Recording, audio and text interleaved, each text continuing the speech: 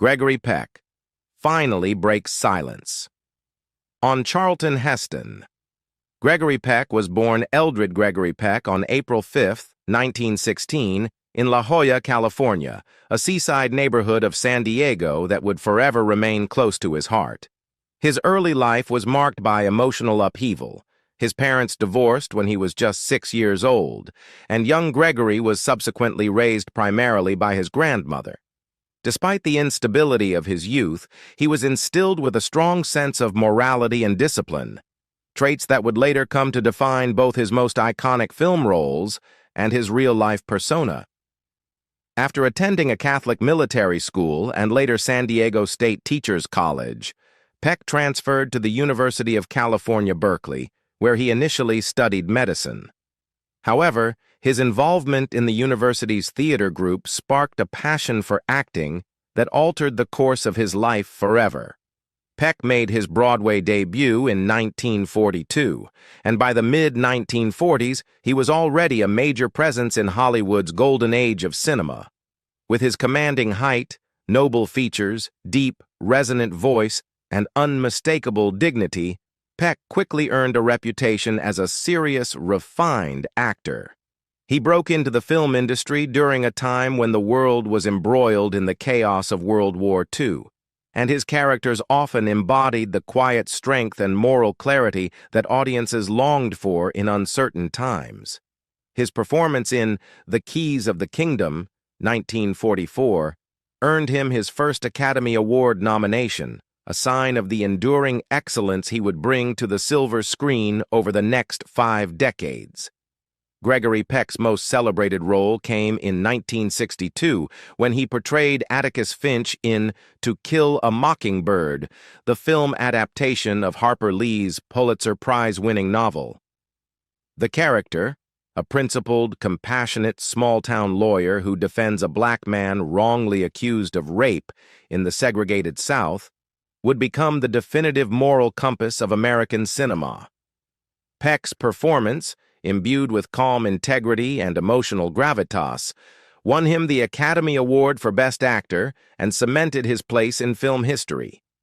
More than just a role, Atticus Finch became a cultural symbol of justice, empathy, and human decency, and Peck himself said it was the role he was most proud of.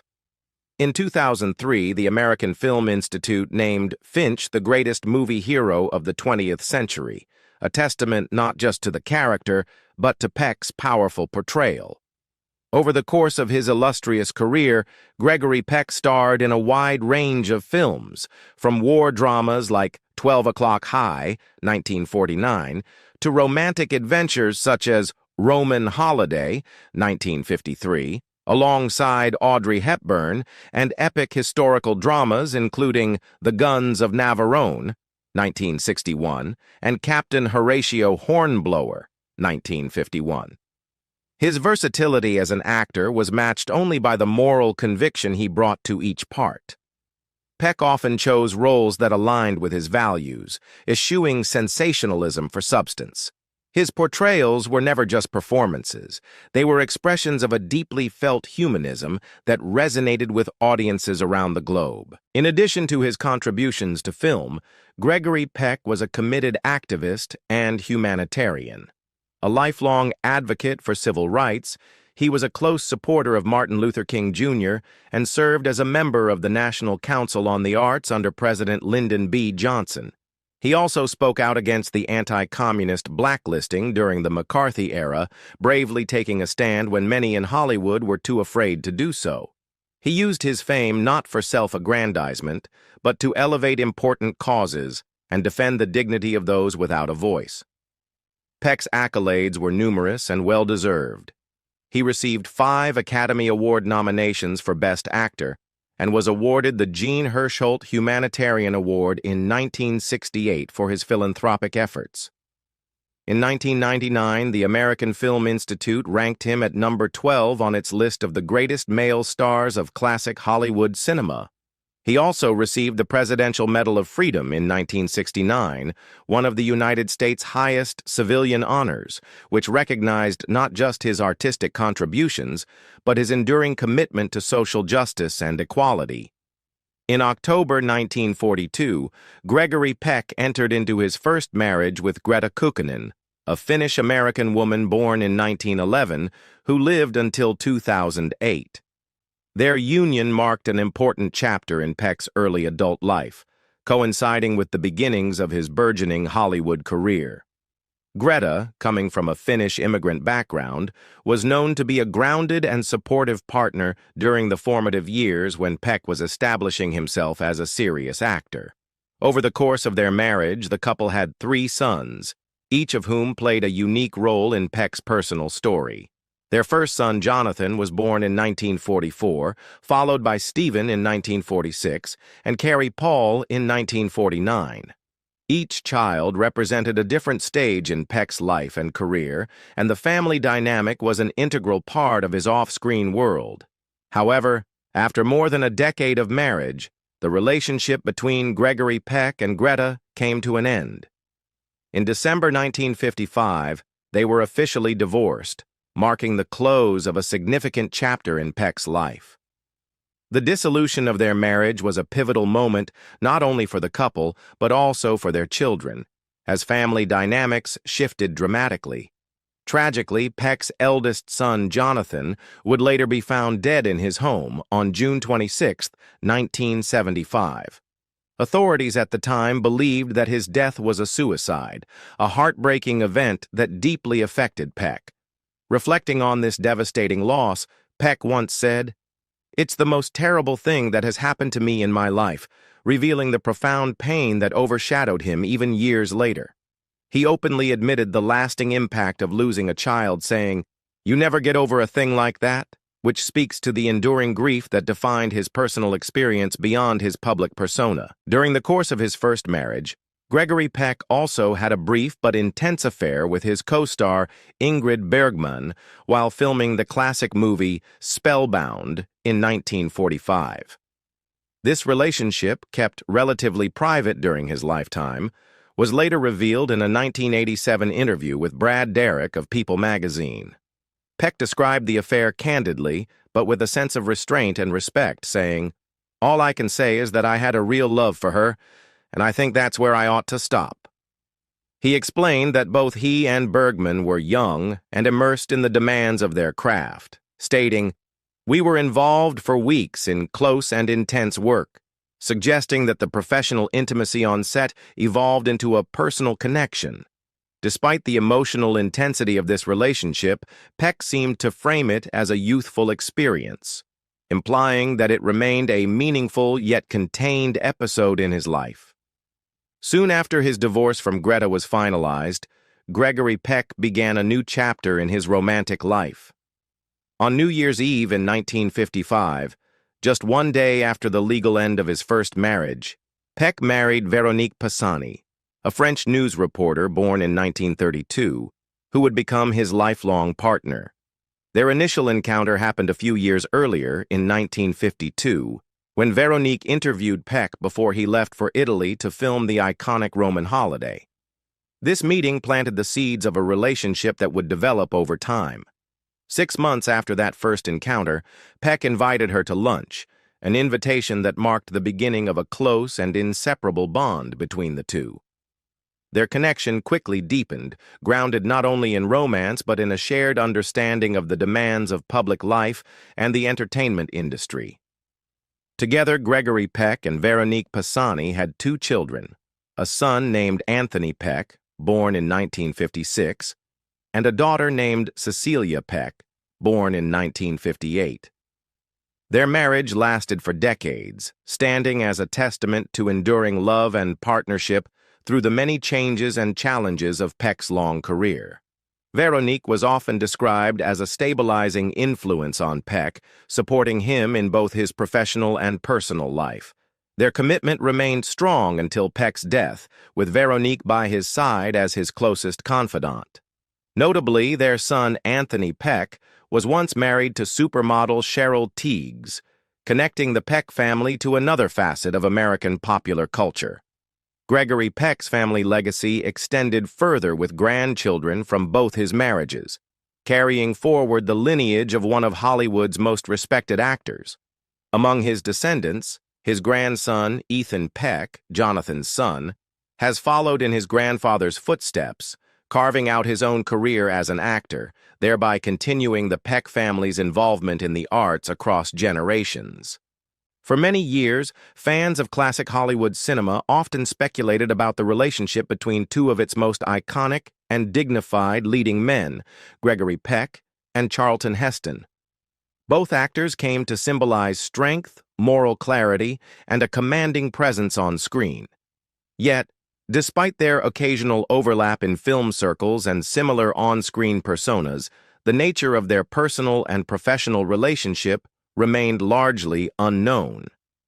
Gregory Peck, known for his grace and diplomacy, had never spoken publicly in depth about Heston during the peak of their careers. But in a rare and long-awaited moment, Peck finally broke his silence and offered thoughtful, candid reflections on the man who had, in many ways, been both a contemporary and a contrast. Peck, who famously portrayed principled characters like Atticus Finch in To Kill a Mockingbird, often aligned himself with liberal causes and progressive ideals, including strong advocacy for civil rights, gun control, and humanitarian work. Heston, on the other hand, though once a Democrat and supporter of civil rights in the 1960s, became more politically conservative over time and eventually served as president of the National Rifle Association.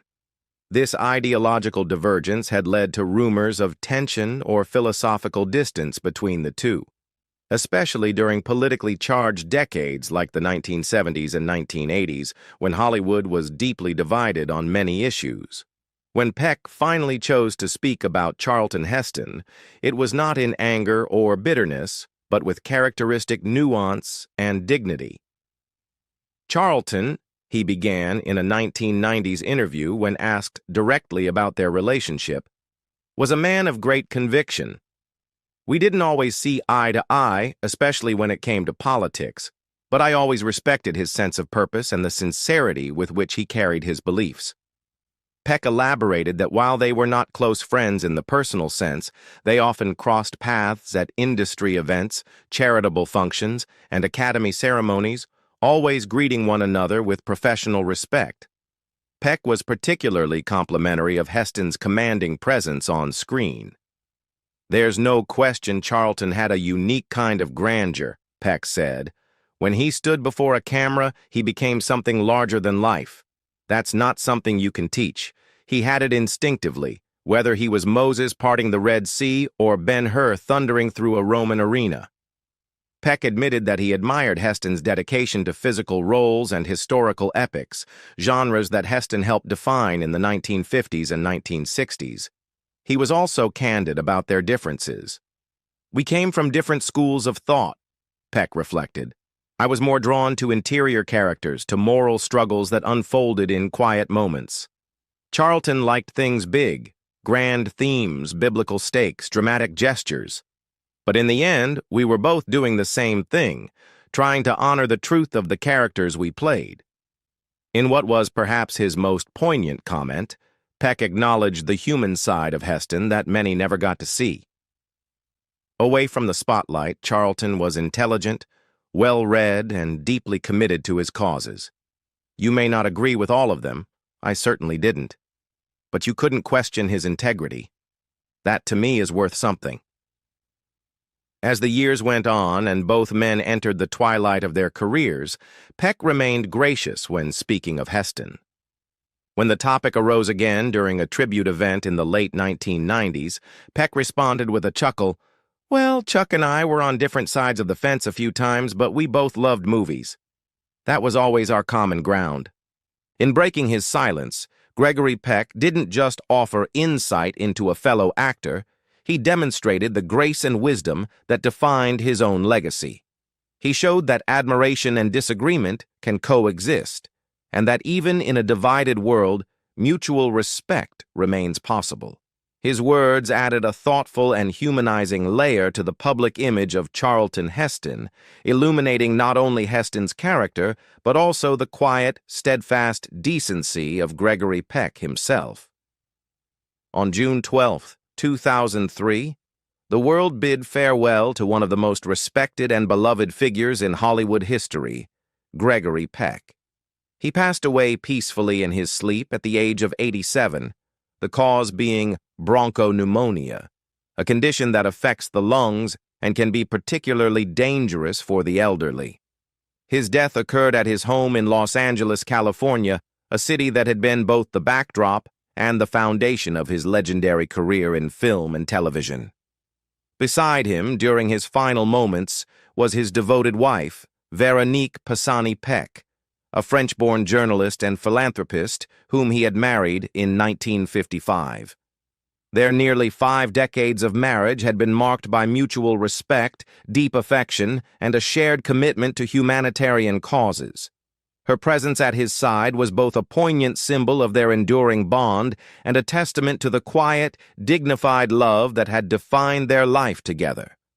Following his passing, Gregory Peck was laid to rest in a manner befitting a man of his stature, legacy, and cultural impact.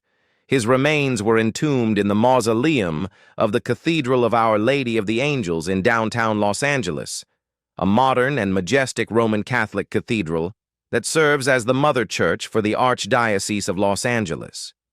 The cathedral's mausoleum is the final resting place for many notable figures, but few among them possess the moral gravitas or cinematic legacy of Peck. His placement there underscored not only his Catholic faith, but also his elevated status as a moral compass in American film history. One of the most moving moments of Peck's funeral was the eulogy delivered by Brock Peters, the acclaimed African-American actor who had played Tom Robinson, the black man falsely accused of raping a white woman in the 1962 film To Kill a Mockingbird. In that film, which remains a towering classic of American cinema, Gregory Peck portrayed Atticus Finch, the principled Southern lawyer who defended Robinson in a deeply segregated and unjust society. Their on-screen relationship had left a deep emotional mark on audiences, and their off-screen friendship endured for decades. Peter's heartfelt words during the eulogy not only honored Peck's remarkable career, but also highlighted the man's unwavering commitment to justice, dignity, and compassion, traits that had made Atticus Finch such a powerful figure and that closely mirrored Peck's own character in real life. Peter's eulogy was a profoundly symbolic moment, bridging art and life, film and reality. The funeral itself was a star-studded event, a reflection of Gregory Peck's far-reaching influence across generations of actors, directors, musicians, and cultural figures. Among the many luminaries in attendance were Lauren Bacall, the iconic actress and widow of Humphrey Bogart, who had long admired Peck's quiet strength and elegance on screen. Sidney Poitier, the groundbreaking African-American actor and civil rights advocate, was present to honor his friend and peer.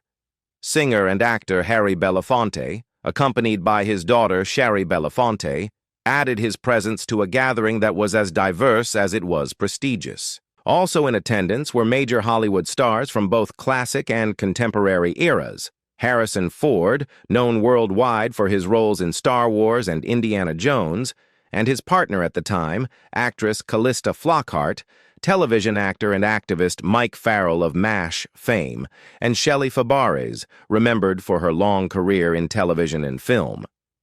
Actor Jimmy Smits, known for his work on NYPD Blue and The West Wing, came to pay his respects, as did French-American actor Louis Jourdan and glamorous actresses Diane Cannon and Stephanie Zimbalist. British actor Michael York, famed for Cabaret and Logan's Run, was also among the mourners. The event also drew celebrities from the world of music and entertainment, including pop superstar Michael Jackson, who had long admired Peck not only for his acting but for his humanitarian work. Actress Angelica Houston, soul icon Lionel Richie, and Oscar-winning actress Louise Fletcher were among those who attended to pay tribute. Rounding out the diverse and deeply respectful group were Tony Danza, Piper Laurie, and screenwriter Larry Gelbart, each representing a different facet of the entertainment industry, all united in honoring a man who had come to symbolize integrity in both his professional and personal life. The funeral of